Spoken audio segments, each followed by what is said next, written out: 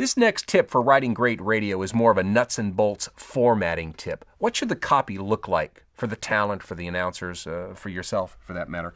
5 tips on what the copy should look like. Nuts and bolts formatting. Number 1, use a font that's really easy to read. Times Roman or Arial. That's why books use Times Roman. It's easy to read. So use that. Don't use script, like handwriting. That's really hard to read. And don't use all caps. I see that a lot, and it's not easier to read. I don't know why they do that, other than maybe years ago when we still had teletypes and IBM Selectrics with Orator fonts, everybody got into the habit and thinking, oh, that's the way they want it. Well, no, it's a lot easier to read. Just plain old ordinary Arial or Times Roman.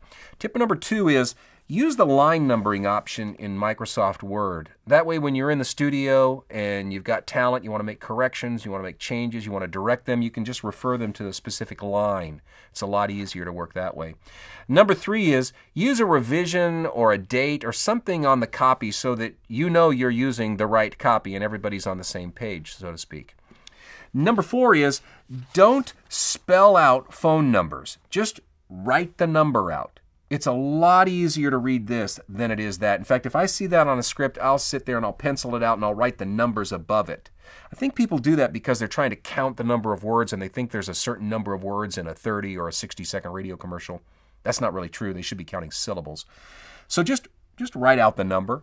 Same thing for websites. Don't spell out the website, the .com and the slash. Just write it out. We're all used to, at this stage of the game, we're all used to just reading it. We know what a dot is. We know what a slash is. So those are my 5 tips for formatting radio copy to make it easy for actors and for yourself when you're in the studio.